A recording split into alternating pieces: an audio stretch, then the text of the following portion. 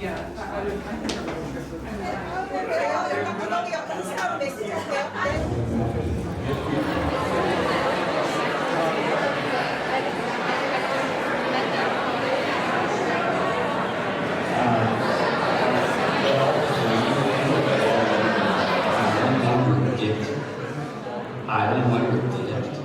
title is called String Melancholy. Actually, the title came from Raphael, the curator. And like after we looked through all my works, like my practice, he found out I think most of my practice are related to screens, to the screen culture, image, video culture. And he thinks most of my work is kind of like melancholy in a way, and always have this kind of anxious about like all the knowledge, all of like the relationship between individual and the world. Yeah, so he came up with this idea of like having a title called Screen Melancholy. And like mostly I do like digital puppetry inside of film. So if you watch my film, you can notice there's a hidden shadow like behind the figure. I always do this kind of puppetry because I develop and like on my own puppetry system in the game engine. So kind of like became a, how to say, like avatar of me like playing with myself. I think Ethan is a very interesting case because first of all, he didn't study computer graphics or he didn't study cinema, he studied painting. Actually, he went to a school in Taipei and had a course they call Western painting, which I think is very interesting. And then during this process, I started getting more and more addicted to cinema. And then I feel that from his big interest in cinema, from his own cinephilia, then he started doing works in video and in moving images in general. So I think in a certain way that explains a bit the complexity of the narratives, and at the same time that also explains why the whole image making process, the composition, all of this is something very important to him. I think this certainly comes from his experience in painting. Yeah. I'm a video artist, so in the beginning I'm thinking about I want to make a longer film, like something around an hour or something. And like in Venice, people walk a lot, so they need sits. So it came up with the idea like I'm also building sits for the audience. And since the video is about scale, you can notice like there are bigger figure playing with a small figure. So I came up with this idea like building a bigger figure in the venue, so the audience sometimes feels like they are like small puppet of the bigger figure or something. And at the same time, it's like every time I visit Venice, my phone died. So it could be smart like having a phone charger for the audience to rest there.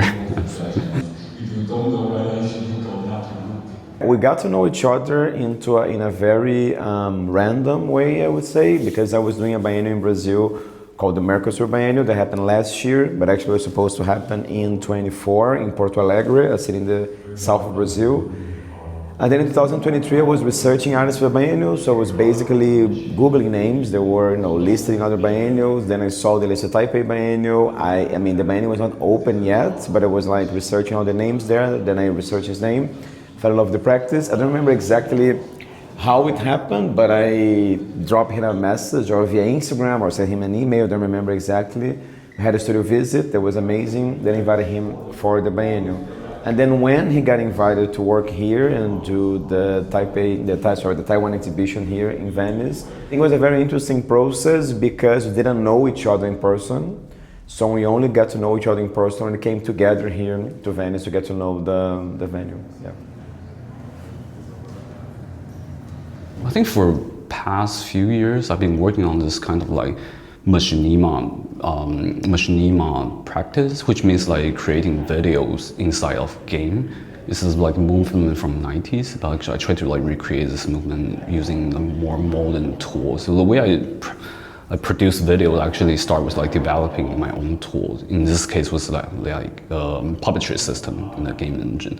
Yeah, so I always, like during my practice, I would say like half of my time was actually very boring developing, like solving like a coding problem or something. And after I finished developing, I started to like make films with a tool I built myself. And that's when the time, like everything comes very fast actually. So I don't work with scripts or storyboard.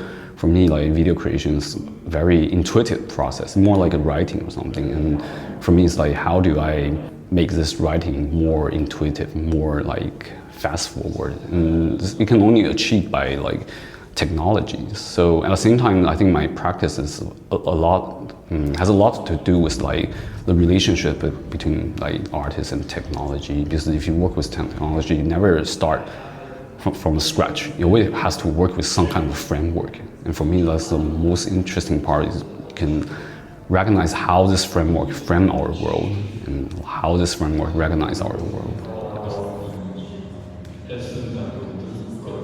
Ethan does most of the work by himself, so the text, most of the compositions, it's his voice, it's his body, his scan, and using the work also. So in lots of moments, even though he collaborates with some people doing the rendering, he collaborates with some people doing the sound and the music also, but most of the time it's like a one-man show. So it was a type of collaboration where I was like, okay, let's try to have talks and meetings or like WhatsApp messages like every week or every month or every moment you want to update me with something. I think the process, I wouldn't say it started slow, but I would say it started into his own rhythm. And I feel that especially in the last 6 months, things got more intense because, of course, first we knew each other already personally.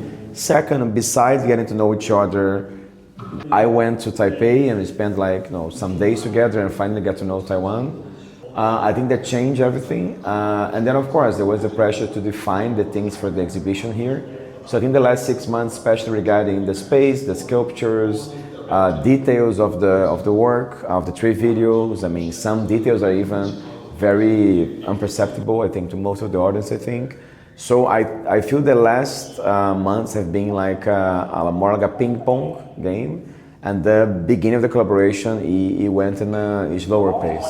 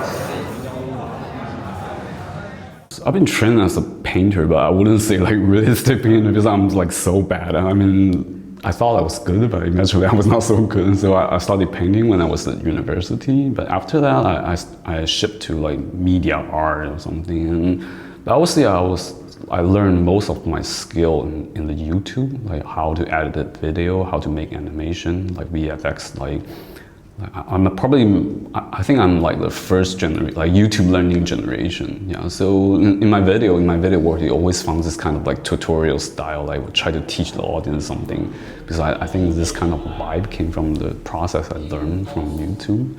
And it's also interesting because like I've been learning things on YouTube for decades, and you can start to feel the algorithm changing. Because 10 years ago, you can find like hour-long video teaching you something, but now it's like everything should be in 30 seconds. I mean, I think that what impresses me the most, not only about his work, but about himself, is this contrast between his apparent like calmness and what he's able to transpose to moving image. I think I would love to understand how the hell his brain works, in the sense that I think it's very difficult to create narratives that are so fragmented and so full of details, not only regarding words, but also regarding image, regarding editing. So you feel in a certain way it's a work by someone that seems to have lots of sense of control in the tools he's using. I think that's absolutely fascinating. I think learning is a very important part of my work because I learn new technology and start to think about the situation of new technology between artists and their creation. Yeah, so like one thing I really feel during 2020, 2021 or something is like when the subscription system came, like Adobe subscription or something, like you really feel like this change of software like kind of like influence the creation of artists because like you used to own your software, but now you can only like rent your software. And sometimes the software will like reject your request, and this is like really weird moment. Yeah, so I think in my practice doing like the whole process was kind of like try to figuring out what's going on like on current technology, especially like image making technology. I knew / thought that would happen, but it's really beautiful to see happening for real. Like people stay here and watch the whole thing, like 55 minutes.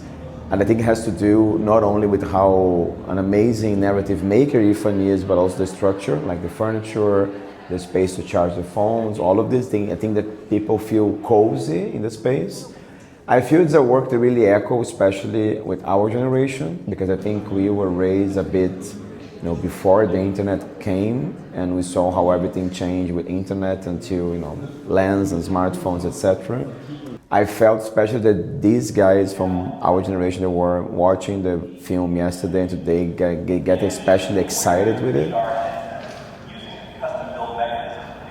I think I've been using this same kind of, I want to say same, like similar methods as digital puppetry for a while, and like during the process of making this work, I started to feel something strange. It's like I'm getting older, and the character is actually staying like in the same age. It's kind of like sad for me. So I think I'll keep this character for like have to freeze him for a while and start another chapter. But definitely it will still have like some relationship with image making and technologies or something.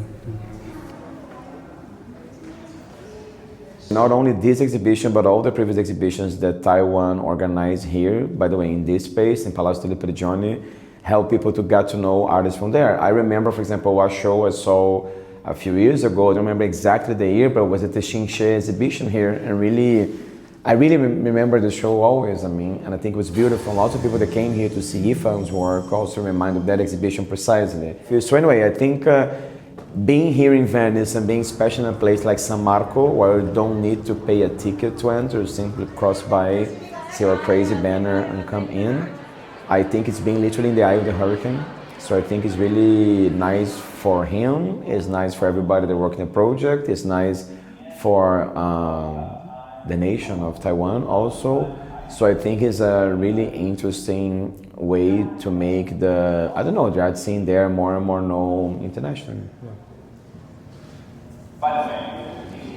Yeah, I think it's an amazing opportunity because I often describe myself like a very intuitive artist, and I think like doing Venice is kind of like giving an opportunity to think like what is behind this intuitive matter. Like because my work is like very dark humor, sometimes even nonsense, and what is really behind this nonsense is this humor. And for me, it's kind of like fears and desire, and I think in certain part of like most of Taiwanese can feel this kind of like fears and desire, most of us try to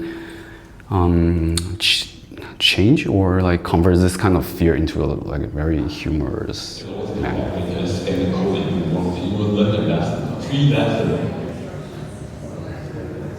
What is the thing is not is this